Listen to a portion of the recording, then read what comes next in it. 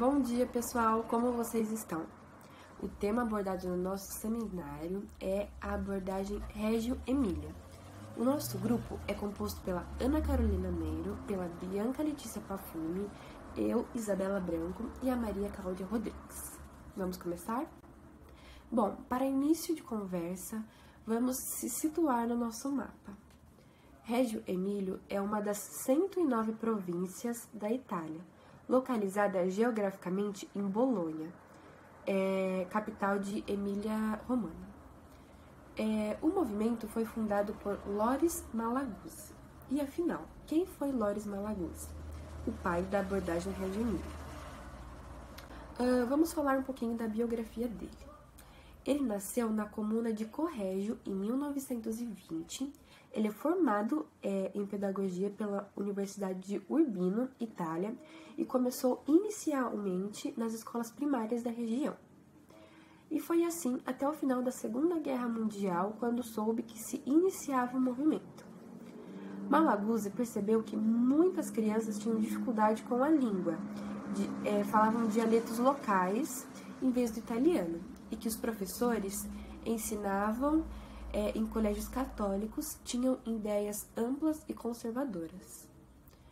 Abandonou o emprego de professor, passou a temporada em Roma e voltou a Régio Emília, tanto para retomar a docência quanto para administrar um centro de saúde mental para crianças com dificuldade. Uma das frases famosas desse movimento é: tudo sobre as crianças e para as crianças somente pode ser aprendido com as crianças. Agora eu vou falar para vocês, citar um poema de uma das exposições tratadas no movimento. O autor foi Malaguzzi. A criança é feita de 100. A criança tem 100 mãos, 100 pensamentos, 100 modos de pensar, de jogar e de falar. 100 sempre. 100 modos de escutar, de maravilhar e de amar. Bom, a história de infância e da pré-escola municipal de Régio Emília está profundamente entrelaçada com a vida e o pensamento de Loris Malaguzzi. Essa exposição ocorreu em 1981 e foi uma seleção de projetos educacionais realizados por centros infantis e pré-escolas municipais, apresentando o movimento Régio Emília. Os autores desses projetos foram Loris Malaguzzi, as crianças, os professores e os coordenadores pedagógicos juntos. Foi um verdadeiro trabalho em equipe. E afinal, como surgiu essa escola? A escola ela foi erguida com a venda de um tanque de guerra, 3 caminhões e 6 cavalos deixados pelos alemães. As ferramentas foram compradas com este dinheiro e usadas pelas mulheres, fazendeiros e trabalhadores voluntários. Os homens iam às obras somente às noites e aos sábados. Esse movimento inicial envolveu toda a comunidade, especialmente os pais, pois visavam um desejo de reconstrução da própria história e da possibilidade de melhoria de vida de seus filhos. Assim, deu origem ao movimento Régio Emília. Régio Emília é uma escola diferenciada, enraizada nas vontades das famílias de construir um mundo melhor por meio da educação. A participação da família. Os pais passaram aos seus filhos a possibilidade de reconstrução com base nas ruínas e no sentido da coletividade e união para juntos alcançar um objetivo. Aprender por meio da escuta marcada pela disposição do professor em aprender enquanto ensina. Assim, atribuir ainda mais valor ao conhecimento da criança. Bom dia, pessoal, tudo bem? Então, eu vou dar continuidade para o que a Isabela Branco estava explicando e contextualizando sobre um pouco da história do Loris Malaguzzi. Ele já tinha uma boa experiência na área da educação infantil, da psicologia da educação. Ele trabalhava no município de Régio Emília, na província de Régio Emília, e como psicopedagogo, ele tinha uma boa vivência, experiência naquela área. Contextualizando agora um pouco para os fatos históricos e sociais da época. Bom, a Itália tinha acabado de passar por uma guerra, né, a Segunda Guerra Mundial, e assim como qualquer guerra, o país não passa por situações muito favoráveis, como crises sanitárias, crises financeiras, muitas perdas no país. Enfim, uma das principais coisas que influenciou na construção de Reggio Emílio é o fato de que muitas mulheres perderam seus maridos e elas necessitaram começar a trabalhar, deixar os seus filhos na casa. Uma coisa que hoje em dia é comum de se ver, mas naquela época não era tanto assim. E em cima desse fato, elas começaram a se preocupar com quem que elas deixariam os seus filhos, já que agora eles não tinham mais pais e também elas precisavam trabalhar. E foi em cima dessa prioridade, em cima dessa preocupação, que elas tiveram a iniciativa de construir uma escola. Não só também com isso, mas também preocupadas com o futuro do país, preocupadas com o futuro dessas crianças que tinham acabado de passar por uma guerra. Então, em cima desses fatores, a comunidade decidiu construir uma escola. Então, em 1963, foi inaugurada a primeira escola, que se chama Robinson Crusoe, e o Loris Malaguzzi, ele afirma que não teve nenhum incentivo fiscal e também não teve nenhum incentivo financeiro, incentivo fiscal por parte do Estado ou por parte, sei lá, de construtores, engenheiros, pessoas que se solidarizaram com esse fator. Foi a própria comunidade que se prestou ao serviço de fazer isso. Então, eles receberam uma doação de um fazendeiro, de um pouco de terra, e foi em cima disso que eles construíram a escola. Outro fator também que a gente não pode esquecer é que a Igreja Católica tinha o monopólio e o controle de toda a educação, né, na época da Itália, e depois da Segunda Guerra, esse monopólio foi quebrado. Então, as escolas de Reggio Emílio, elas foram alvo de grandes críticas pela Igreja Católica.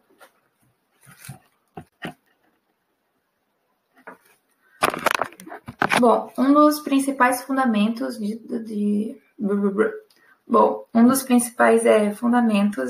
de Reggio Emílio é a pedagogia da escuta, a pedagogia de saber ouvir o próximo, saber entender o próximo, ouvir o corpo docente, ouvir o grupo de família, o grupo de pais, saber ouvir o aluno em si, quais são as suas vontades. E não é só o fator de ouvir, literal, ouvir, mas também o fator de estar a uma postura receptiva em relação ao que o aluno quer, quais são as suas vontades, dar a oportunidade dele de verbalizar, visto que as crianças não eram vistas como sujeitos que tinham esse direito de verbalizar até um tempo atrás. As pessoas que construíram a escola deram um grande cuidado e uma grande atenção para isso, para que as crianças possam verbalizar o que elas sentem e para que desse jeito elas também sejam protagonistas da escola. Assim como cita no artigo, reconhecer o direito da criança de ser protagonista e a necessidade de manter a curiosidade espontânea de cada uma delas em um nível máximo.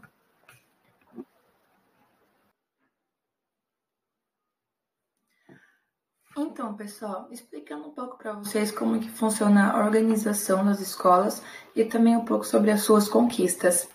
Até 1967, quem cuidava da escola, quem administrava, eram os próprios pais da própria comunidade. Depois de 1967, acabou sendo por conta do município, o que para eles foi uma grande conquista, né? Porque a partir desse momento era decretado de que todos os alunos tinham o direito de frequentarem as escolas públicas no município de Reggio Emílio.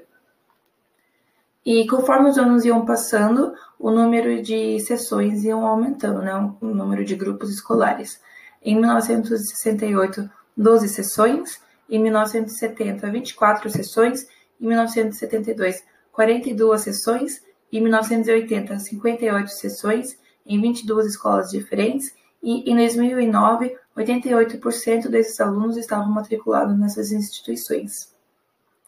Os professores são distribuídos 2 para cada sessão, 2 para cada sessões, e tem que ter um professor que fique no período integral, até as 4 horas, para alunos que tenham casos que precisem ficar até mais tarde na escola, por N motivos. Também é necessário um pedagogista, pois é ele que vai auxiliar todos os professores, ele que vai analisar tudo o que está acontecendo na escola, na área, né, do âmbito da educação, da pedagogia em si, vai verificar, analisar os professores, e vai ser um auxílio também, né? Um atelierista, que daqui a pouco vocês vão entender o porquê, mas é que eles valorizam muito as expressões artísticas dos alunos. E em cada escola tem um ateliê. Então é importante também ter um atelierista, um cozinheiro, 3 auxiliares na cozinha e na limpeza, e também o pessoal da manutenção.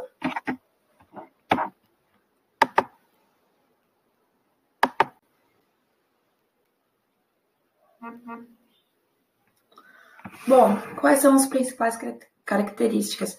4 principais polos deles, que eles levam muito a sério na escola, é diálogo, reflexão, confronto e interpretação, pois eles acreditam que é por meio desses 4 pilares que é possível de se fazer uma escola mais democrática, uma escola onde todos têm um espaço de ouvir, de falar.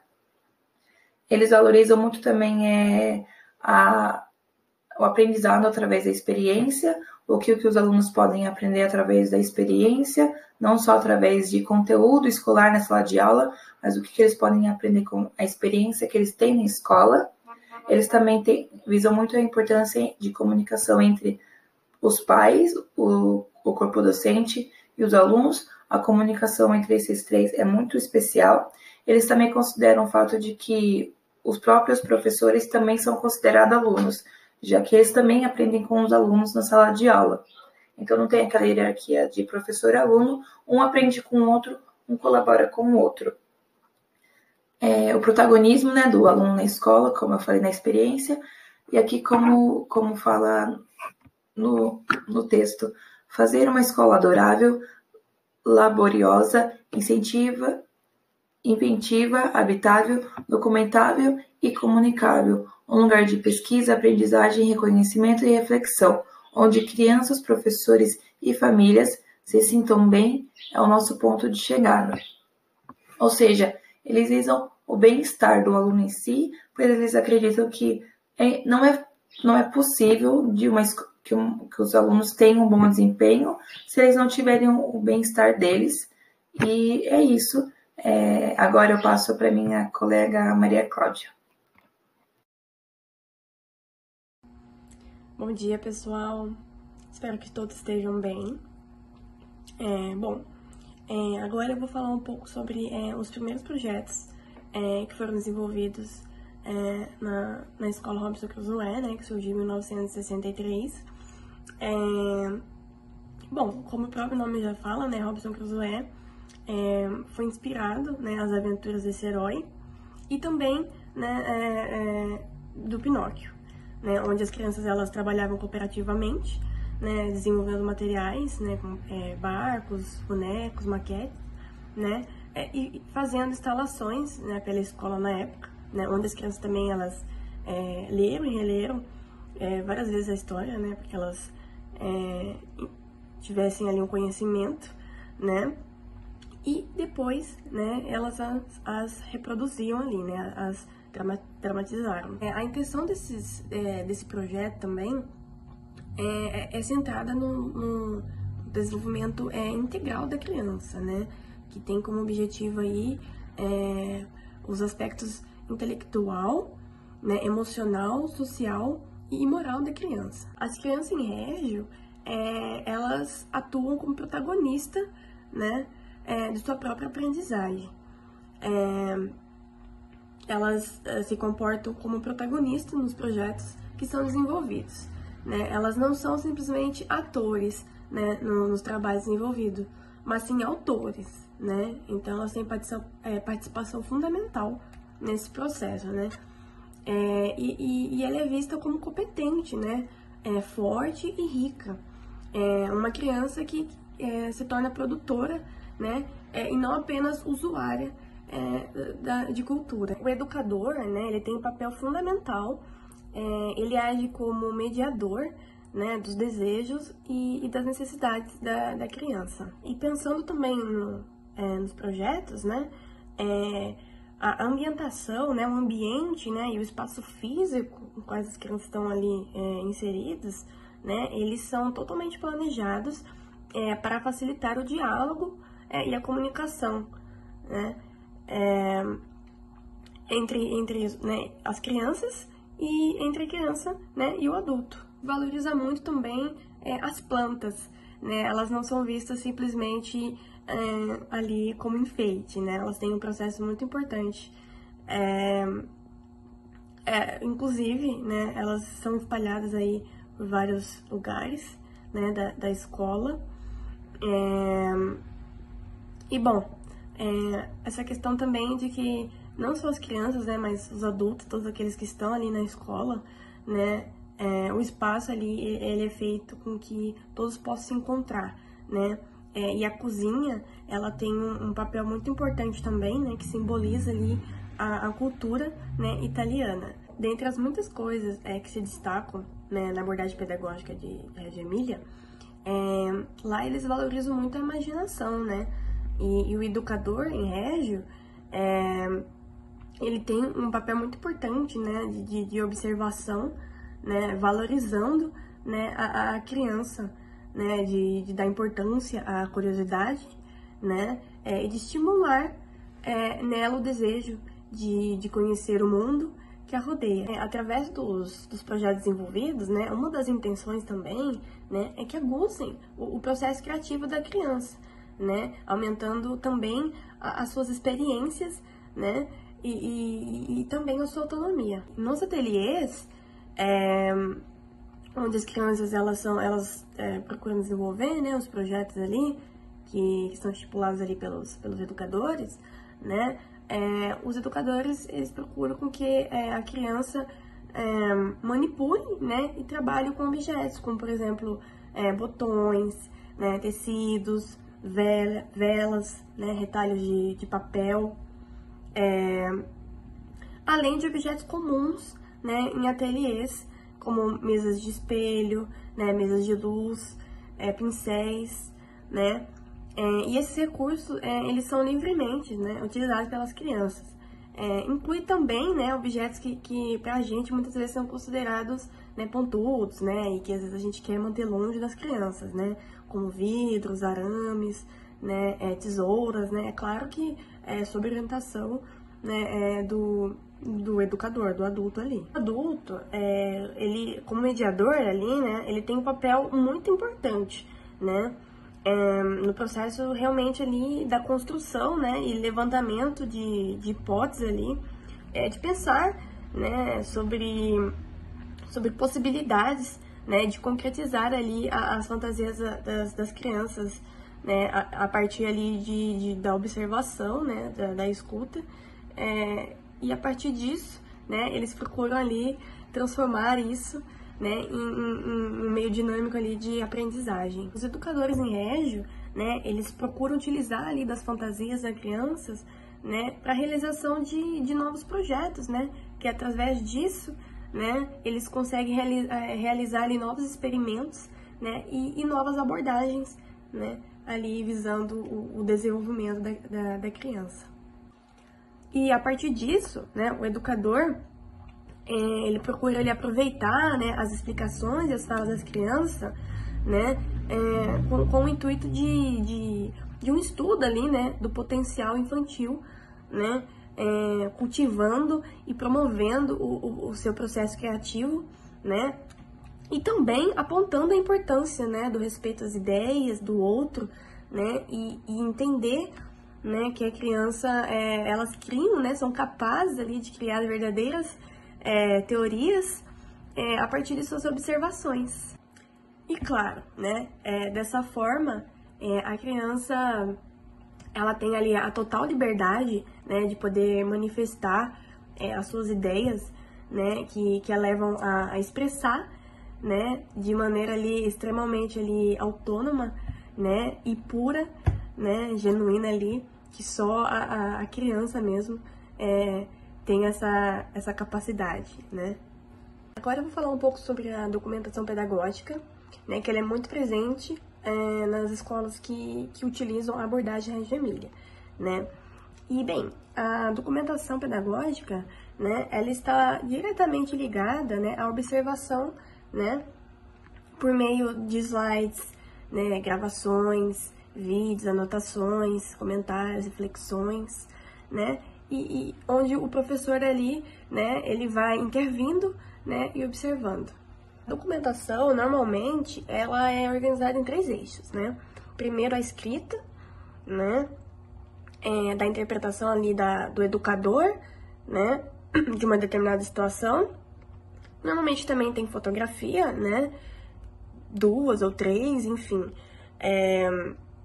da atividade que está sendo realizada ali, né, e claro, né, a citação de fala das crianças ali. E tem todo ali um percurso, né, um processo, a documentação ali, né. Então, primeiro, o que acontece, né, ocorre ali o planejamento, né, das sessões, né, que eles vão analisando ali conteúdo, né, o objetivo, né, a data, quais são as expectativas, né, as possibilidades e materiais que vão ser utilizados ali, né. Isso é claro que ocorre entre os professores. E logo em seguida,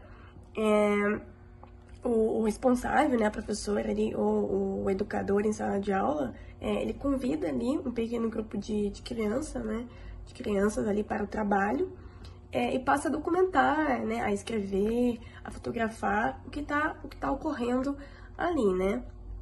Em momento ali, logo em seguida, né, entre ali o planejamento, né, e os registros e as anotações, as reflexões ali, né, e as fotos, vão selecionando, né, aqueles que vão ser exibidos, né, no painel ali, né, e é claro que não tem, assim, uma preocupação em ter todas as fotos, né, de todas as crianças ali.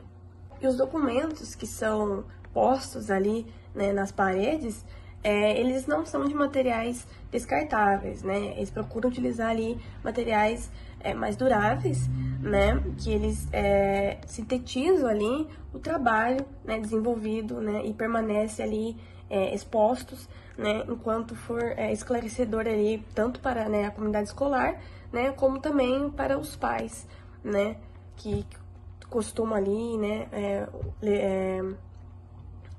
ir ver, né, as exposições ali, as atividades que são realizadas. A documentação, ela é reconhecida também, claro, né, como dinâmica, né, e serve ali como fundamento, né, nos processos ali de desenvolvimento, desculpa, das crianças, né, e auxilia os educadores, né, na compreensão dos significados ali que eles atribuem às próprias produções, né, que eles também, né, realizam ali a sua própria documentação, né, porque a organização do material, ela é feita de modo compartilhado, né, então, ou seja, as crianças, elas leem, né, a documentação que elas mesmas produziram, né, e a que foi produzido, né, sobre o seu trabalho, né, que é a representação ali feita pelos professores ali. E essa documentação, né, que é feita, que é produzida na sala de aula, né, ela fica na escola, em exposição, ou seja, as crianças,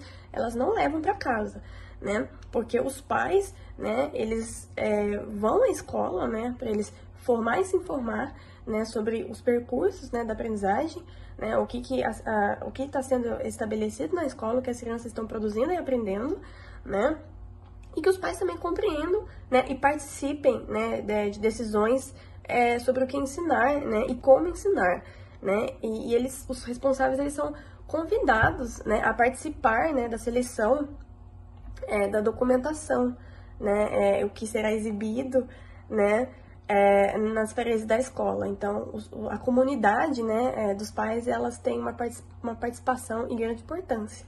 Em embora, né, a alfabetização ela não seja o foco, né, de ensino da abordagem Reggio Emilia, só o fato ali da exposição da criança, né, da documentação pedagógica, né, é um meio também de aguçar ali, né, a sua curiosidade, né, e a sua aprendizagem, né, enquanto a leitura e a escrita. A arquitetura pedagógica ela é muito importante também na abordagem Reggio Emilia, né, porque é no meio de buscar ali o diálogo, né, entre o ambiente interior e o ambiente exterior, né, que permite essa interconexão entre a parte de dentro e a parte de fora. Cuidar ali da parte mobiliária ali, né, dos objetos e do espaço onde são realizadas as atividades é um ato educativo que gera um grande bem-estar psicológico, né, essa sensação de familiaridade, né, e pertencimento ali, né, e o senso estético, né, e o prazer também de estar, né, naquele espaço. Bom, assim, são condições primárias, né, para a segurança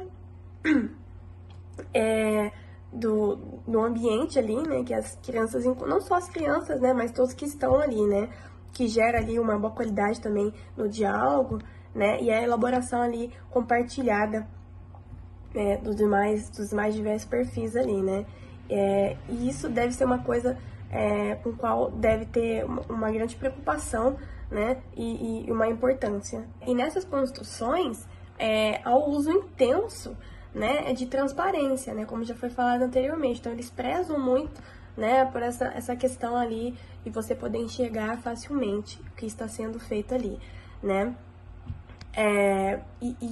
E nesses espaços, né, também tem uso constante de vidros, plásticos, né, as paredes são vazadas, né, e de onde pode ser ali observados, né, diversos espaços e ângulos.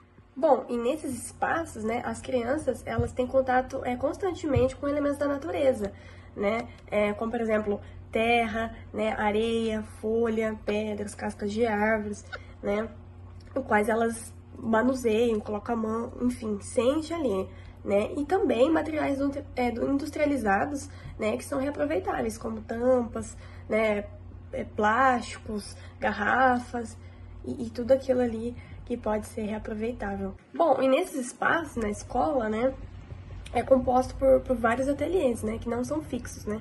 Então, tem um espaço central, né, onde as crianças se reúnem ali, mas tem vários ali em cada seção, né, que se movem ali, né, por trilhos, e assim também tem um contato ali com a luz diversa ali das construções ali que são vazadas.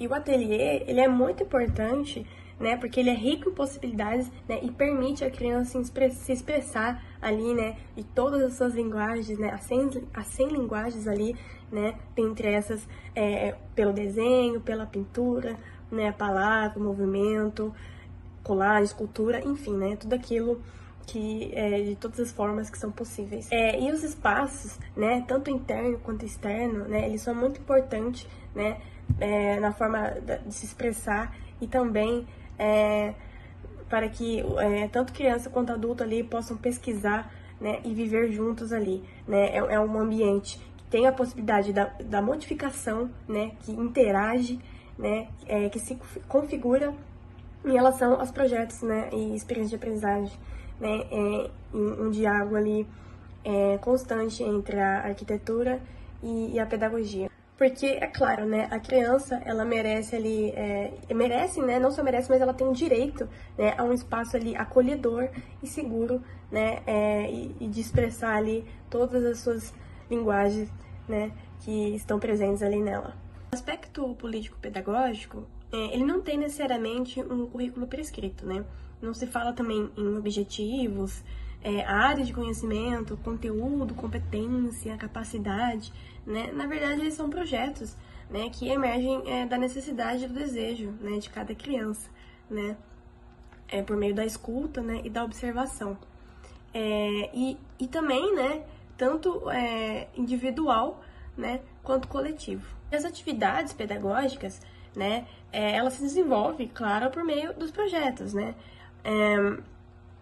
que são antecipadamente, né, planejados pelos professores, Mas é claro, né, sempre havendo ali, se necessário, uma modificação, não é nada engessado, né, e que surge ali por intermédios, né, das relações, né, dos próprios alunos, né, e desenvolvidos, né, por meio ali das mais variadas linguagens. As escolas regianas, né, que adotam a abordagem pedagógica Reggio Emilia, os projetos normalmente eles são desenvolvidos em laboratórios, né, onde as crianças elas vão trabalhar as mais diferentes linguagens, né, tá, como as gráficas e de manipulação, né, maquetes, né, as relacionadas ao corpo, né, que diz respeito ao seu movimento, né, as relativas ali à comunicação verbal, né, e a comunicação não verbal, né, o pensamento lógico, né, discussões éticas, né, e entre outras coisas. O educador, ele vai atuar a partir das experiências, né, que ele obtém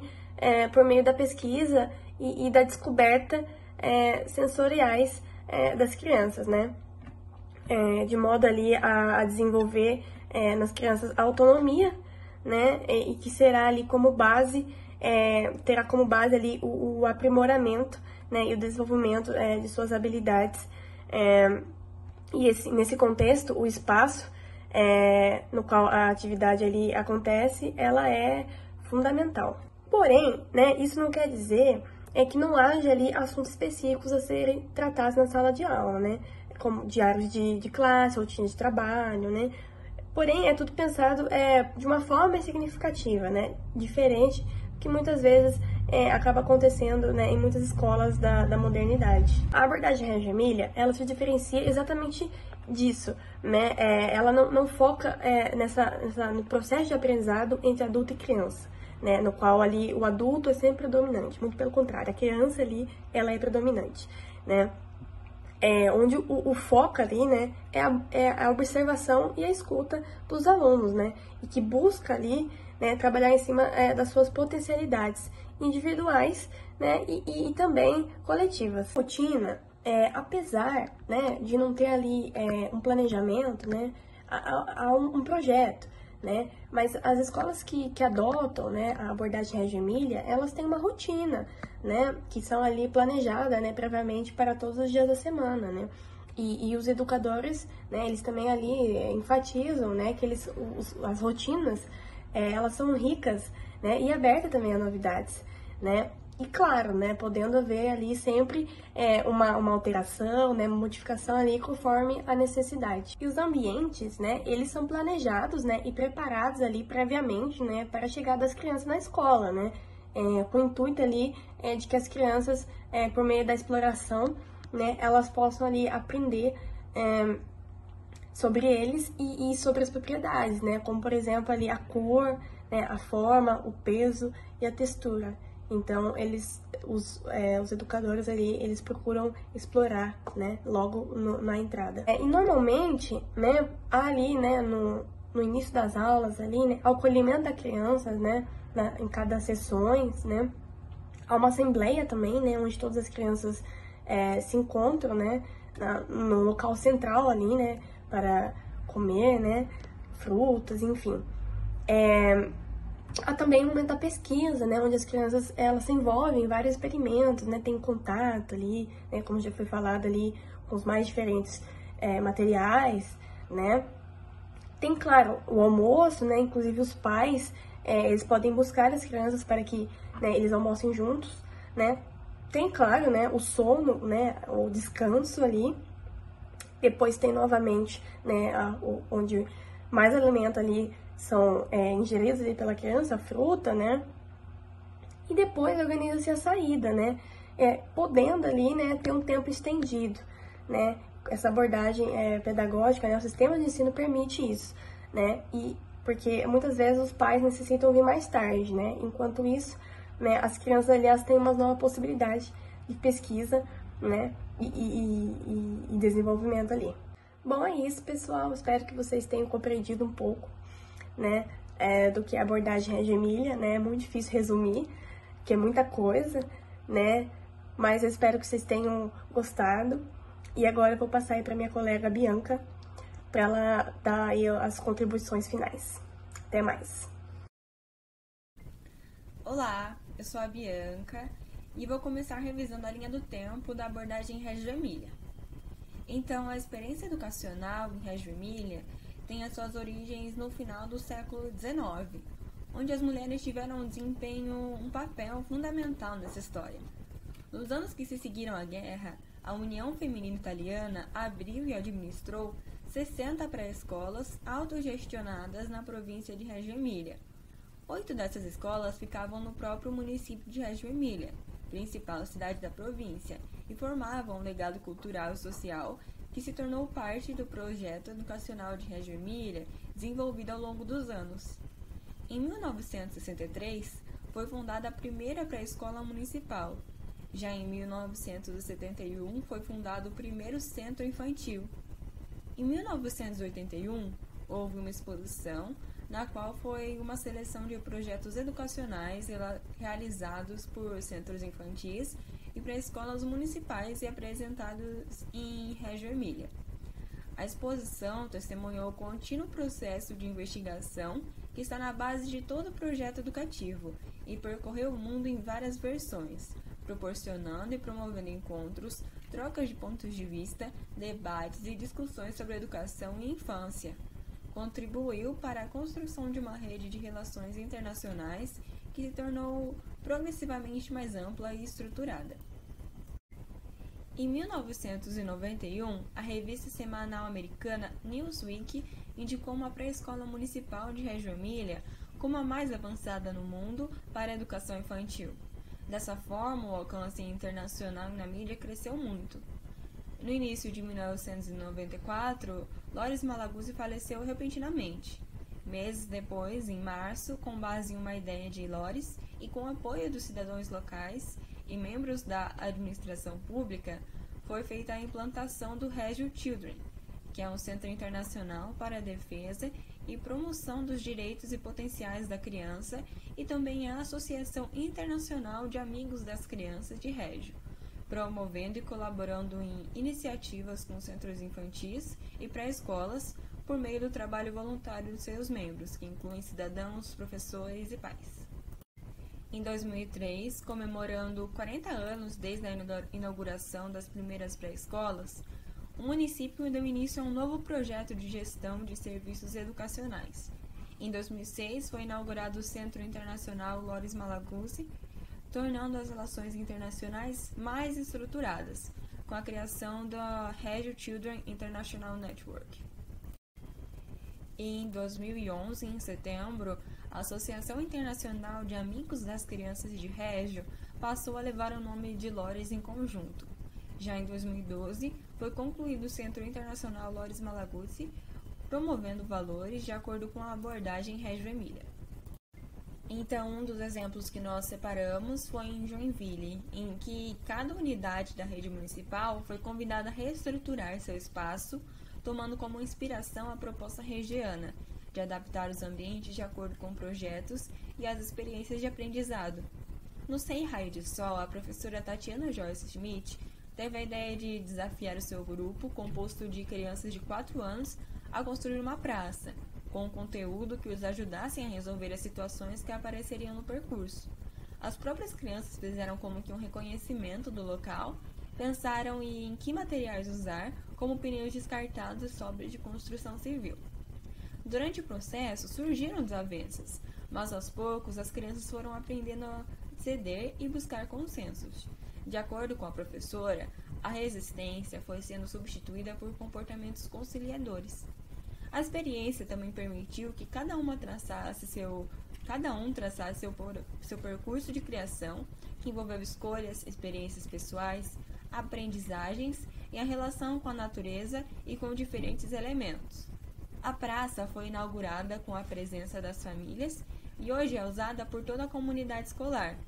Faz jus à crença de Malaguzzi sobre o poder dos ambientes para organizar situações de aprendizagem e promover relacionamentos entre pessoas de diferentes idades. No slide é possível ver uma imagem do processo de construção da praça.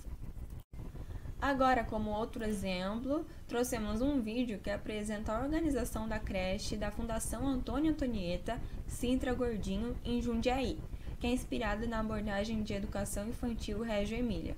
Vamos ver juntos?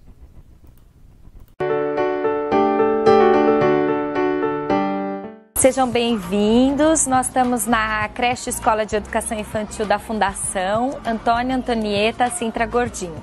Eu sou Ana Tereza e vou apresentar alguns espaços para vocês. Na entrada da escola nós temos um mapa feito pelas crianças.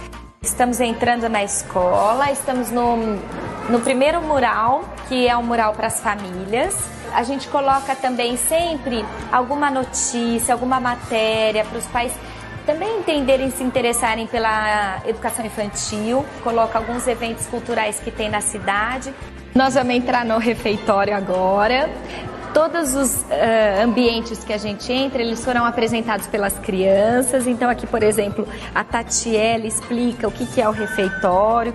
A nossa cozinha também tem uma janela que comunica muito entre o que se faz ali das cozinheiras e no momento que as crianças estão se alimentando. Então nós procuramos organizar muito bem cada espaço, o refeitório, as salas de aula, o corredor, né? Que seja um espaço que comunique, que seja um espaço que proporcione encontros e que seja um espaço também de aprendizagem. São salas amplas, vidros grandes que entram bastante luz natural. Esse é um espaço de pendurar muitas ideias e pensamentos das crianças.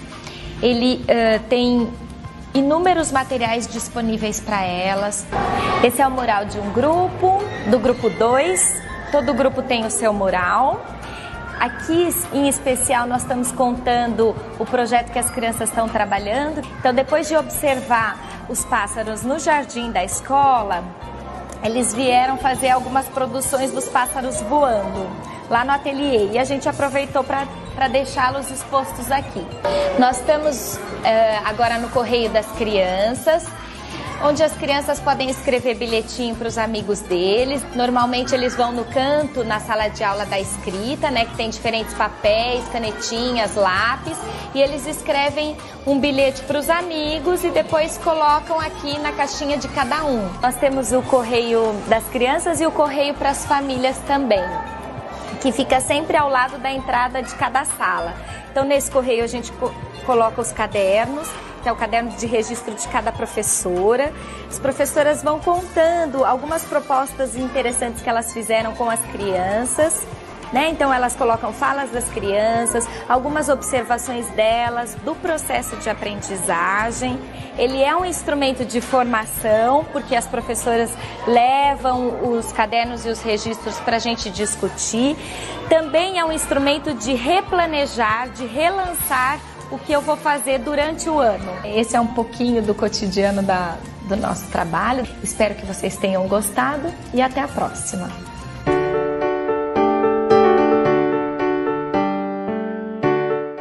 Agora farei as considerações finais, destacando os pontos principais da abordagem. Nos slides é possível ver pontos que, ao meu ver, melhor definem essa metodologia.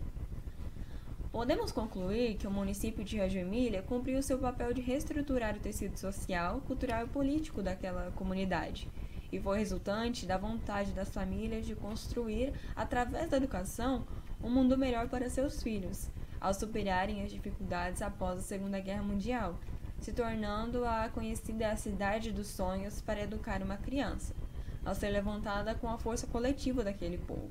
Sendo assim, possui seus créditos reais por ser vista como uma abordagem que busca ver a escola como um espaço de vida, uma extensão do lar, e onde as crianças são consideradas com infinitas possibilidades, como um método como que liderado pelas crianças, pois são os interesses delas que conduzem a aprendizagem, seus pensamentos, perguntas, interesses, em colaboração com o meio do educador, cuidador e também do meio ambiente. A sua perspectiva, que se inverte a relação tradicionalista entre o detentor do saber e o recebedor, que representam o professor e o aluno, rompe com os padrões tradicionais e uniformidade. Afinal, Reggio é uma maneira aberta de pensar, que coloca as crianças em primeiro lugar em um ambiente rico e abrangente de curiosidade e interesse quanto ao mundo à sua volta, inovando graças à integração que propõe entre escola, família e sociedade. Essa abordagem está em contínua mudança, valorizando os aspectos socio-interativos e construtivistas, estabelecendo vínculos afetivos, onde mesmo o espaço físico da escola é visto como um conteúdo educacional, pois é pensada na busca de um ambiente lúdico, facilitando o deslocamento e experiência das crianças, a sós e em grupos, para que o espaço seja como um terceiro professor. A abordagem valoriza a representação simbólica, a arte como ferramenta primordial no aprendizado, a criança como protagonista em liberdade, enfrentando desafios e solucionando problemas. Assim, a experiência de Reggio Emília ajuda no desenvolvimento da autonomia, criticidade e fortalecimento da parceria entre escola e família. Os relatos de alguns países que possuem como ícone a experiência educativa da cidade de Reggio Emília apontam para estratégias pedagógicas que não subestimem o potencial infantil, que desafiem e diversifiquem as práticas, priorizando seu desenvolvimento pessoal.